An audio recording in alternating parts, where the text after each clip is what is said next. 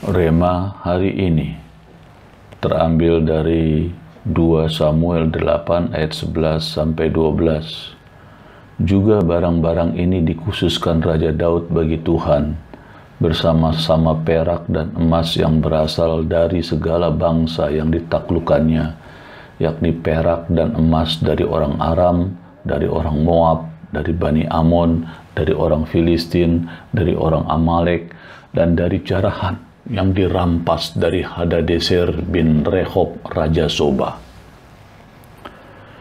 Kisah heroik kemenangan Daud dicatat dan diceritakan secara turun-temurun oleh orang Israel sebagai suatu kebanggaan. Dimulai dari pendudukan orang Filistin yang memungkinkan Daud mengambil kendali pemerintahan di ibu kota.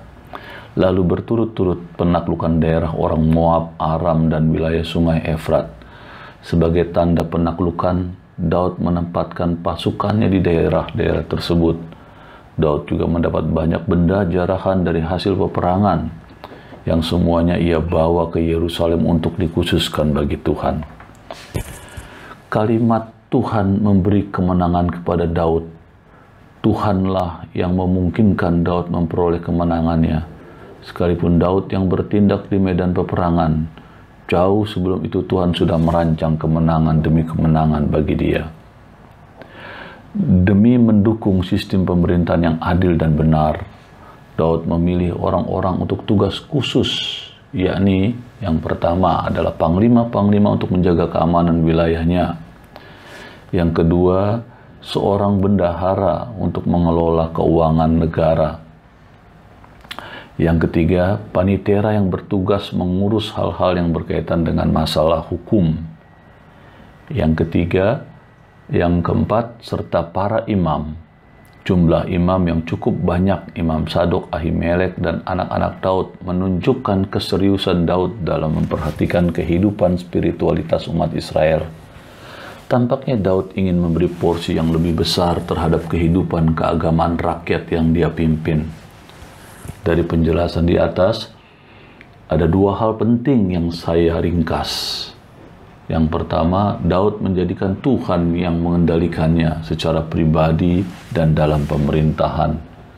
Yang kedua, Daud sangat mengasihi Tuhan dengan bukti-bukti sebagai berikut.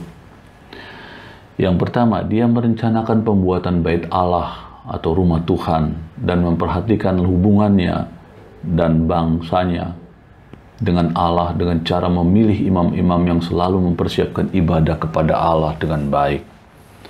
Yang kedua, semua barang jarahan dari hasil kemenangannya yaitu emas, perak, tembaga, dan lain-lain dikhususkan bagi Tuhan.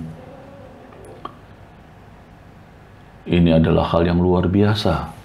Kalau kita dapat jarahan untuk diri kita sendiri, dapat keuntungan untuk diri kita sendiri, kita bisa lupa barangkali dengan Tuhan. Boro-boro kita mau berbagi kepada orang yang membutuhkan. Untuk Tuhan saja barangkali kita sudah lupa. Contohnya persembahan, persepuluhan, dan sebagainya untuk rumah Tuhan. Yang selanjutnya menjadi dasar pendirian bait Allah Salomo. Bagaimana dengan kita, saudara-saudara? Adakah Tuhan mengendalikan kita?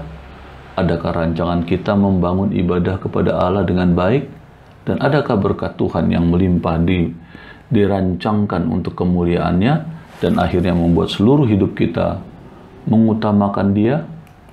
Ingatlah, semua yang kita dapatkan di dunia ini berasal dari Tuhan. Karena itu marilah kita mengutamakan Tuhan dalam hidup kita. Amin.